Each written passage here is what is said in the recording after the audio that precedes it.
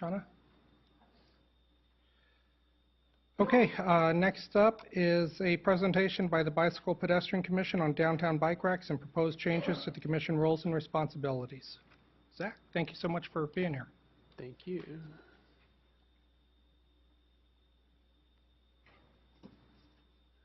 So good evening, Mayor, City Council, staff, and public.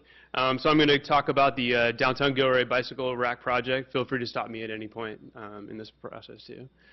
So our goal is to increase bicycle riding to downtown districts by creating basically incentives to ride. We got Chad Reeder here also, fellow commissioner. Bicycle racks provide front row prime parking and reward the effort. So one of the main things when we try to get incentives is creating a reward program. So when I talk about front row prime parking, I'm talking about any of those parking stalls that would be in front of a restaurant, in front of a shop, right along Monterey, and even going on the backside of Eggleberry. But front row prime parking would basically mean you have a bike rack, it's right in front of the restaurant, you ride your bike directly there, you park it for free, rewards the effort. Unused public spaces, we're talking about converting those into bicycle corrals. Now this is something that's fluid, that can change over time. Right now there's plans to mirror what other cities have done in bicycle corrals. I know that there wants to be an ownership of those businesses that are down there that recognize an area where maybe they have a lot of cyclists, where they want it to be easy moving in and moving out. These spaces would not be removing parking spots. So when we talk about unused public space, it could be an area where you have striping that is not for a car because it would be too crowded around a corner where the bulb outs are. So that's an area where it can be used for bicycle corrals. So this next part basically is it's going a little bit outside the box. But bicycle parking is free. We all know that. Currently downtown right now, there's a 2-hour vehicle parking limit. It's 9 to 6, Monday through Friday. You're supposed to only park there for 2 hours. And that's in historic downtown. If the city were to change it, let's say to a metered system where you paid to park, plenty of other downtown districts around California do this. Whether it's $1.50 an hour, $2 an hour, you go to a kiosk, put your money in there, you get that prime front row spot. The city could collect funds and help offset the cost of sidewalk cleaning, for instance, that was just done in downtown, and any sort of enforcement staff. Your prime spots would be paid for by tourists. So like myself, when I go up to Truckee and we're going to go skiing, I know if I want to park right in front of my favorite restaurant, I'm going to pay for it. But as a local, I know that I can go 2 blocks up on the corner and I can park there for free and I can walk. So that, people understand that. So locals would know where they could go park and walk for free. So basically this would reduce, reduce parking in prime spots right now, which are, I would imagine, most of the time during the day is by residents, employees, businesses, and building owners. So it'd probably I think it would keep a better turnaround on those spots. Bicycle lockers, which you see them out right now at the Caltrain station, those would provide secured bicycle parking for those that live in downtown and don't own a vehicle. There's another plan for this that's out near Hecker Pass where they have live-work units, and we saw that in front of our commission, and they're going to be installing bicycle lockers in the sense that they know that those people, they're looking for, commuters without cars. So there's that. Incentives for the city for bicycle racks. Bicycle parking is more cost effective than vehicle parking. Bicycle share programs such as Lime Bike and Ford Go Bike, those are just 2 that are out there around the Bay Area right now. Those are 0 cost to the city, and they even promote that. They manage the program, they charge, it's on your app.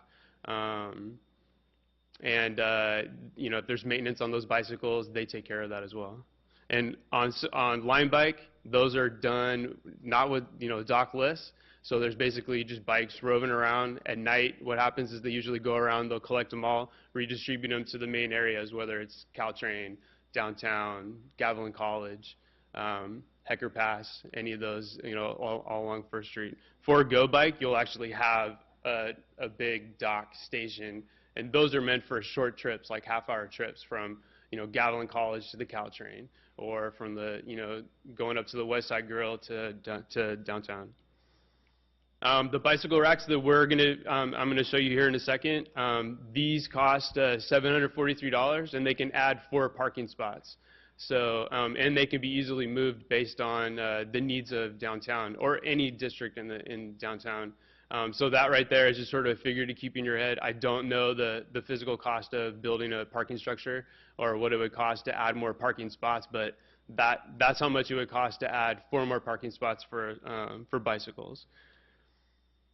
Bicycle parking also increases foot traffic and eyes on the street for general security for street users. The more people that are out and walking around, such as the historic downtown beer crawl, more people will stop to spend their money and not drive through downtown. So I think you're going to start seeing this with the parklets that are coming out there, more of the restaurants that are going for the open air theme, with more people are out and about. Keep residents local and out of their cars.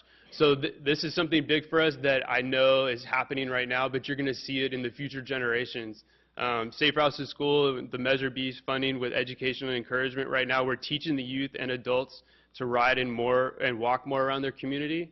So, give them reasons and give them incentives and reward them. Tell them, don't get in your car and go drive outside of the city, to go to a restaurant you have or some other place. Actually, use your bicycle, walk. You get front row parking. It's free. It doesn't cost you anything. And, at the same time, you're getting, your healthy lifestyle. So right now, when the project started, we had no idea how many bike parking spots we actually had downtown. So we went down there. We walked through. Right now we have 60 bike parking spots. So for me, that actually shocked me. I had no idea that we actually had that many. And the reason why is because they're in obscure places. They're kind of like hit and miss. I know the funding was privately through some of them. I don't know if any was from city. There was no map at the time to show where any of them are. So those green rolling rack ones, those are inside the cement. So those will be harder when you're getting ready to move them. Or let's say someone wants to have an outside dining area, you literally have to pull up the cement. And I don't know. I would imagine you can pull them out safely and move them somewhere else, but I wouldn't suggest that you go dig up more cement on another area and put them back in the ground.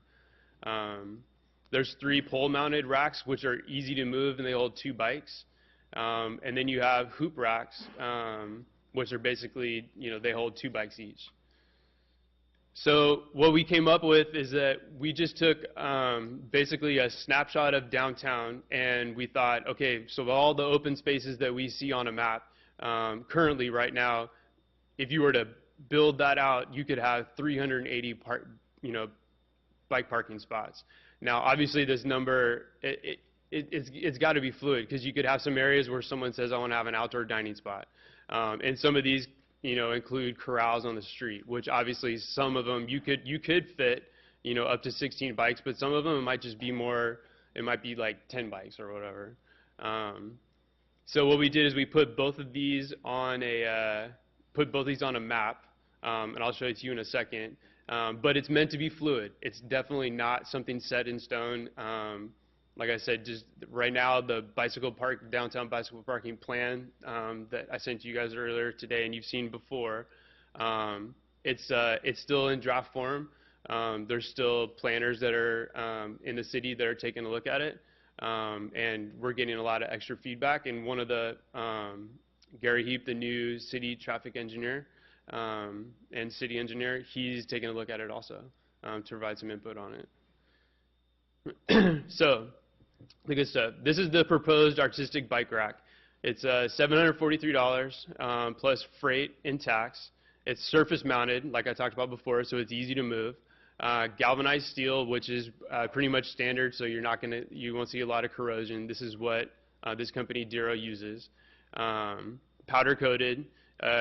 What I just finished talking to Christy about this because we were trying to figure out what the color was. I'm going to say that since these are city purchased ones, that we keep them hunter green, which is the same green color as you see the park benches and the trash cans all throughout the city, just to keep it standard. But that's not completely set in stone. If you feel like it should be something different, then it could be something different. What I feel is that it would be nice to have the same looking ones throughout, but if more people come in the future and this is the kind of bike rack they want, then and they're going to pay for it, then I think you should allow them to have the creativity to choose what colors they want. There's a 2x6 cutout that's for donations, which is the same as the city benches. The city benches is a little bit longer. I think it's more 2x10. So if somebody comes along and they say that they want to dedicate that bike rack to a family or whatever, they can go through that same process they would for any of the benches that are out there. It's 67 inches long, 41 inches height. It basically looks like a bike that's sitting right flush on the side of on the sidewalk. So that's what the bike looks like. You can fit up to 4 bicycles on it. Downtown Gilroy, that was chosen up there. Originally, when this project was created, it was from the Sunrise Rotary Club had $3,000 that they wanted to donate to the city for downtown bicycle racks. When we started brainstorming to figure out which racks we wanted, we found this one because it was in a couple other cities and it looked nice. And so we just asked them to put the Sunrise Rotary logo in the front spoke. Well, what happens with that is that now it's considered a sign, okay? And signs like that, like the Rotary signs and they are only allowed in city code to be in the gateways. That's where you'll see them. So if this is going to be in downtown, it's now considered a sign. So you would have to go through a change in the code, which I'm sure all of you are familiar with the way to do that, but the reason why we're able to get away with downtown Gilroy is because this is considered a wayfinding sign. Okay, so it's a part of that whole entire tourism project. I think this will look really nice. I know that when I talked to Christy earlier, and she can talk about it if she wants, that the city is going to go ahead and purchase 4 of them. And the places that we figured that would look best for right now for 4 of them is on the corner of 6th and Monterey in front of Old City Hall, and the Halls building is kind of like a gateway in, because the busiest part of the district right now is between 4th and 6th. Greenhouse Co-working, they're another locals that work and live here, and they've been contacting us a lot about having more bike rack facilities.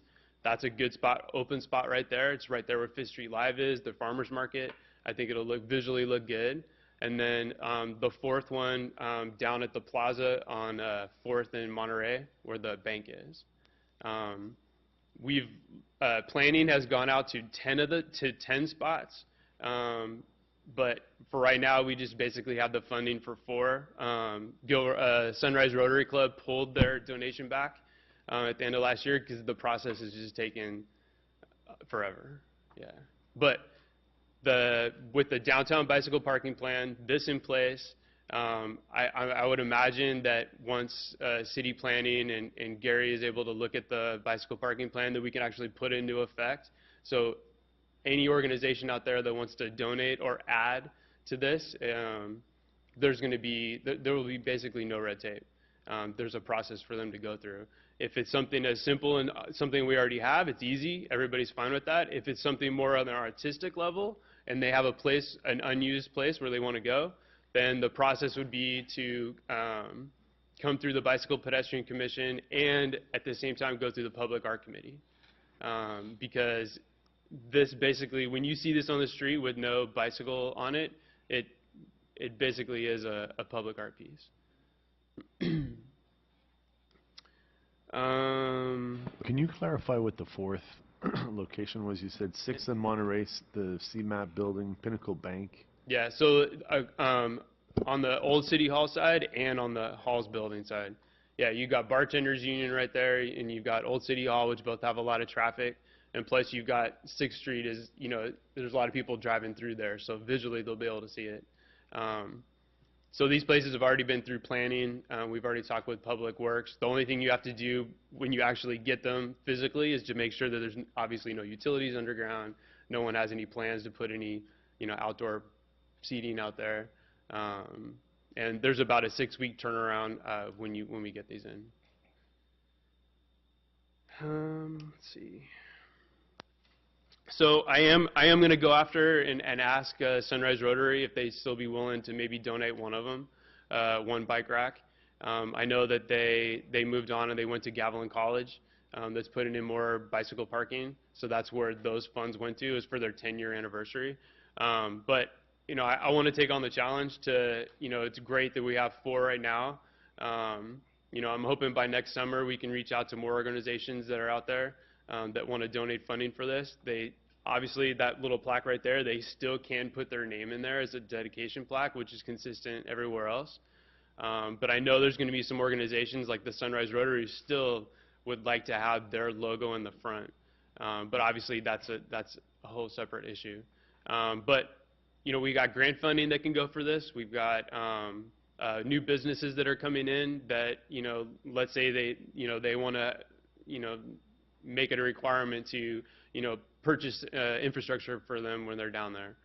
So they could purchase a bicycle rack. We have spots, we have racks. Yeah, that's pretty much the gist of it. I'll show you guys a map of what it looks like.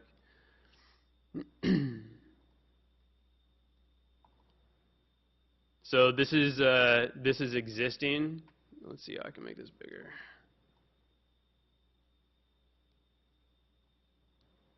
So each of these blue spots is where the rolling racks are and the hoop racks. I emailed these to you guys earlier too, so you can actually go through and see which ones are. This is everything that's already existing. There's nothing on Eagleberry on that side down there. And then this is what it would look like. This is what it would look like if you were to build it out. These are all the ones that are currently in here. And then what we use basically is that if there's any open space, that's where you see the green ones. And like I said before, open space just meaning that somebody walked out there and there's nothing in there right now. It doesn't mean that there won't be anything there next month. But all those green ones are open space.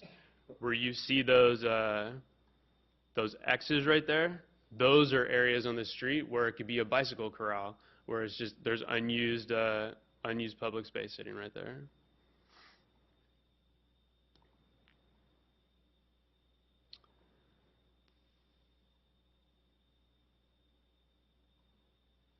What do you mean by the unused public space? Is that where they kind of bulb out a little bit? Mm-hmm. So you'll have like 5 parking spots up to the corner, but you can't have a 5th parking spot on the corner because it would be blind. You'd either be turning into the sidewalk or turning in the crosswalk.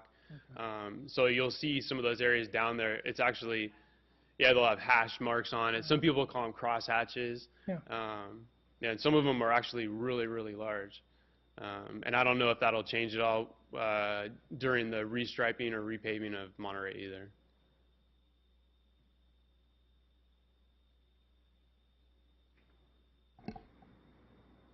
That's really all I have on this information. I mean, I got more information if there's anything else that you guys want on this.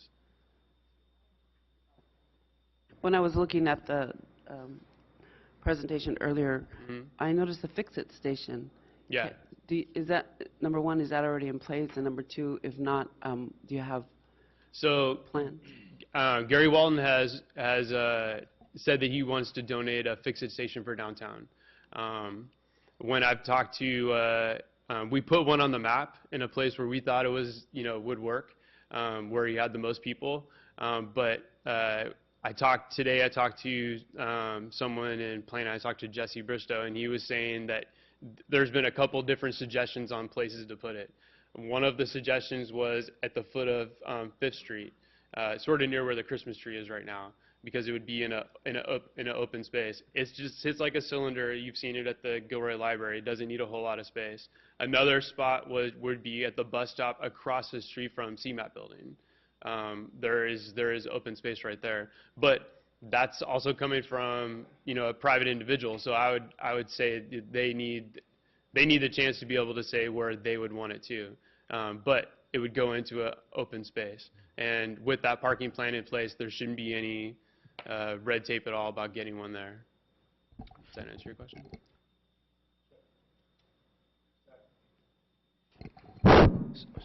Zach, okay, it's on. Zach, thank you to you and Chad. I know you guys put a lot of work and effort into this, and also thank you to your committee. Glad to hear that the city is stepping up and purchasing 4. In regards to the plaque, as you know, folks who are advertising like their name or whatever it may be to be seen. So how big is that plaque again? That one's 2 by 6. Okay. And when I talked to the vendor, Right. he asked me what we thought it should be. So I went out and measured the one on the benches. Right. And I said, that one's 2 by 10. Yeah. So, you know, I just shortened it a little bit because this is not as long as the bench. Right. But that's something that's fluid too. Because I think, my hope is that we can get other businesses, organizations to donate and sort of purchase one, and I think if we can somehow make it a little bit bigger, they might be more willing to have their name or their organization Yeah, there's showcases down there. So something to think about. Okay, Thanks. definitely.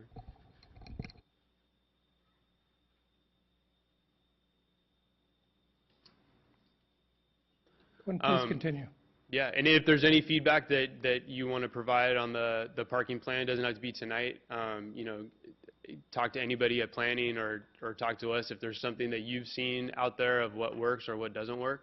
The time is now to put something in it, but at the same time, it was drafted up by the commission. We wrote it up ourselves with the input from the GDBA and planning. So it's a joint effort, but it belongs to the city. It's ours. So we don't have to pay anybody, you know, consulting fees or anything else to change it. If something sees that we want to get changed or something that some other city does that works better, we can change it at any time. But I think it's good to get something out there, get it in place, let the developers, let businesses know, because this is not just for historic downtown. There's, you know, all the districts in downtown. It's inclusive of all that. So all new buildings that are coming through, this plan would play underneath it. Okay. Okay. All right. You're welcome. Go ahead. Oh, thank you. All right. So one other quick one, and I'll let the city administrator talk a little bit more about this one after. So in May, when we were going through our ordinance, I actually didn't know we had an ordinance when I first started being a commissioner, and we did some digging around, and Shauna helped us, and because we were trying to come up with, well, you know, how can we be a part of the process? What are our powers and duties? We didn't know that. We actually do have an ordinance, but it was created back in 2009, and it was created because obviously the Bicycle Pedestrian Commission was created, and it's not in the charter like the rest of them because there's been no updates to the charter. So this is what we're under. So what we do is we're recommending the additional 4 items that will bring the commission in line with what other commission's powers and duties are and what the commission is currently working on. And I have examples of all these for you. It'll also bring us up to date with the 2012 City of Gilroy Complete Streets Policy, which we play a part in now. So in addition is review the annual capital improvement plan for bicycle and pedestrian facilities and makes recommendations to the city administrator and the council. All this stuff that I'm writing right here is exactly the way it says in Parks and Rec Commission and other commissions. So we didn't rewrite anything. So this would provide the opportunity to submit projects before each department submits them to finance. This bicycle rack project was brought up during the budget process, but we were sort of playing catch-up mode you know, the entire time. So this would allow us to be a part of the process from the beginning and being able to present a project that we have and not sort of be told, okay, well, you know, this is what you need to work on, and then we'll come back later. That's why we're sort of here today. So we work on potential projects year-round, whether it's just brainstorming ideas or people coming to us.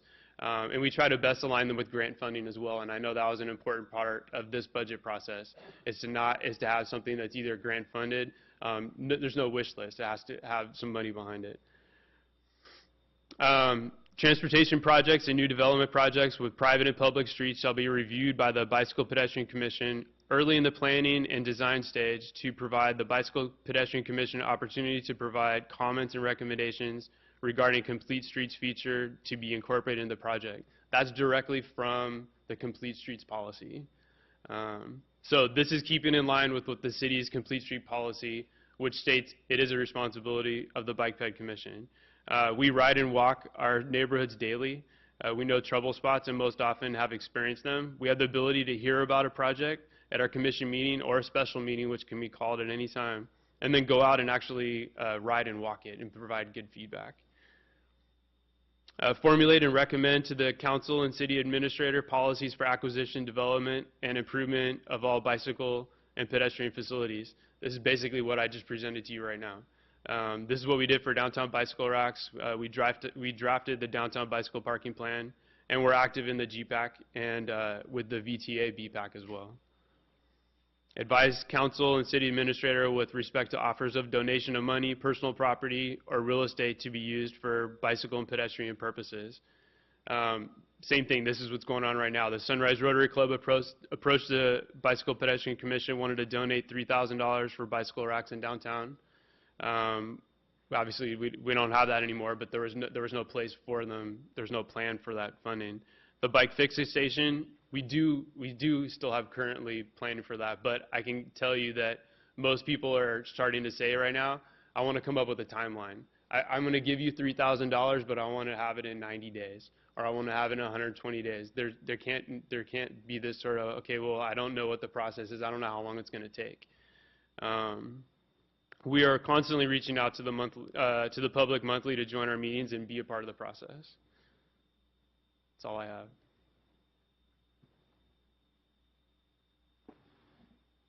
Councilmember Tucker. I guess I'm a bit surprised that it wasn't added to our charter. I was one of the ones back in 2009 pushing for this commission, along with a former council member. So what is the process for that? Shauna, we have not updated our charter since 2009. Correct. So what would be the process? It's just in queue for the next time we update the charter. Is that it?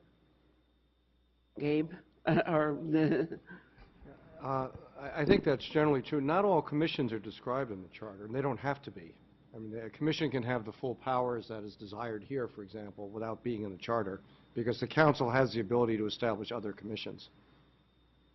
But to keep in line with all the other commissions, it should be for like, just cleaning up the paperwork kind of thing, right? If the council wants to do that, but it's not necessary. Okay, But so I they think would have like- the same powers, is that But it what he's requires saying? a vote of but it requires a vote of the people to amend the charter. But that's what I'm saying, we did that in 2009. Let me ask you a clarifying question then, Councilmember Tucker. So, Andy, I think what Councilmember Tucker is asking is if the council were interested in doing all of what was proposed or some of what was proposed, does it have to go to the charter? And what I think I heard you say is not necessarily, but does that mean that we just by ordinance put something together and get that adopted by the council? Yes. Yeah. Okay. We can amend the ordinance as the speaker requests or in some other manner. Okay, so it doesn't, It's not required to be in the charter at all. And you can give, as I said, you can give the commission the same powers that you would give it in the charter without its being in the charter. and so council, I think, just from a layman's perspective, if we could make any changes, we would want to do it at the ordinance level as opposed to the charter level, because that's going to be more costly and just a whole host of other problems. Okay, great, I agree. But then, Sean, I wanted to go back to it. Honestly, I thought we did that. That's what I thought we did when we created the commission. So maybe you can refresh my memory. What you did was you included it was a bicycle committee. It was Yes. a committee, and so you formed a commission by ordinance. That's the difference. But in that ordinance, it didn't outline duties and It did. responsibilities? It did outline some duties and responsibilities. I think these 4 are something Are they're missing. requesting Oh. in addition. Okay, got it. Right. And actually, the charter, when it outlines duties, is more vague than actually is being requested here, typically, yes. Okay. So, Thank you. yeah, just a quick question for Andy. So, I mean, the next thing would be to agendize this, correct? If it's desired to proceed with this, yes, it could be, direction could be made to staff to bring back a draft, a proposed amendment to the ordinance if that were desired. So colleagues, I just want to remind the council that city staff has been reviewing the the roles, the responsibilities, the pros and cons of all the commissions and committees, and has provided a draft report to the council. Further, staff has gone on a roadshow, if you will, and started making the presentation to the various committees, taking down a lot of feedback from the committees, and that feedback and final staff report is scheduled to come back to the council in January. So next month, okay? I did have a question for Zach, going back to the bicycle plan. Under funding, you talk about new construction projects, existing buildings, change of business or remodels, in addition to grants and private donations and things like that. Yeah. When I read that, are you suggesting that any new business in downtown would be subject to a fee for the future installation of a bike rack? Or if I currently own a building and if I'm doing a remodel, is there going to be a fee for the bike rack? I'm not suggesting any of that, but I don't see a reason why not. If you're investing into that area, and here's a pathway to give back something that's physically outside for everyone to use. But you said you're not suggesting that. But here it says funding of bicycle parking. It says new construction projects or existing buildings, change of business or remodel. Yeah, I'm just trying to understand, is that kind of your intent? Yes. That if there was a new business coming in, there would be a fee of some sort? Yes. Okay. Yes. These are ways, when we created this plan, these are other ways that other downtown districts have found ways to get that infrastructure in. Okay. So yes, that is correct. And you might have some businesses, I'm obviously not involved in the way that permit process works, but you have plenty of businesses that come in that say, I want to give back. Like you have a developer that says, I'll build you a park. Well, if you got a business that's down there that says, I want to do something extra, what else can I do for you? You can say, you know what, I've got 5 open spots for a bicycle rack. Or we have plans that are ready to build a bicycle corral. And then that could be something funded for that. Yeah, and there's obviously a difference between asking a business to voluntarily do something or the business voluntarily doing something versus, the heavy hand of government saying you shall pay a certain amount. Yeah. So I just kind of wanted to understand what you were getting at here. So, okay. Yeah. Thank you. that is something that's totally open for discussion. And that's just what you said right there is something that I would like for our new city engineer and traffic engineer, Gary Heap, who's worked on bicycle parking plans, who's worked on stuff like this, to tell us what worked, what is past practice that has worked best for you. Okay. Because I agree with you. I mean, there's no reason to force someone to do that, but Good enough. No, yeah. I think it's obviously good worthy route. of a conversation. Yeah, because I know there's a lot of other places that are looking for whether it's an impact fee for this or that. I don't see a reason why not. Okay. They're not that expensive, obviously, as you can see either. Okay. Councilmember Tucker. The only other thing I would say on that is that if you are going to allow them to, they're the ones that are going to be purchasing something that, especially if it's going to be this design one, which I would assume a lot of people are going to like, that you consider, changing that code because that person or that business or whatever might want their logo on that rack. So whether you get a lot of people that say this is exactly what I want, but I want to have my sign, I want to have my logo on there because I feel like I'm a part of it, then I think that should be allowed. And then let them choose the color of it and such too. Okay. Good enough. Thank you. Is that you're done with your presentation? Yes. All right. Thank you, Zach. Thank you. Next up is Mr. Mayor, we have a member of the public who would like to speak on this item. Oh yes, Gary Walton. Come on up.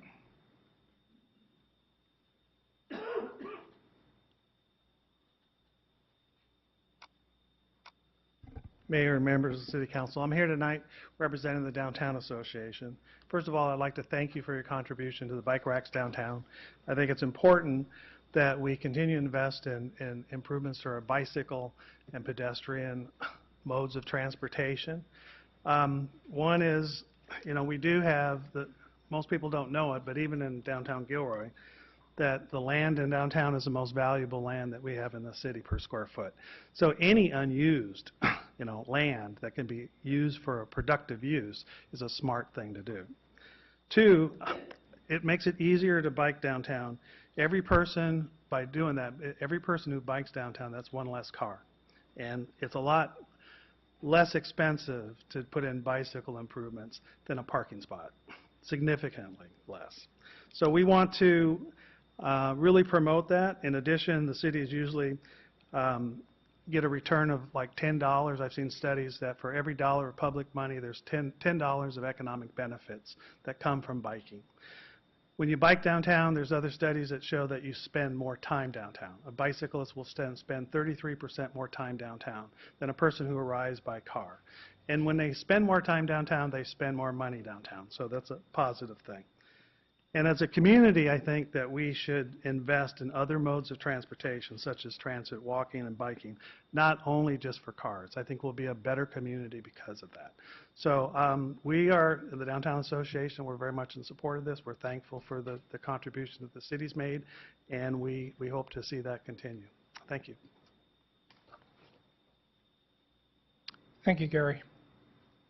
Okay, next up is reports of council members. Mayor Pro Tem Bracco.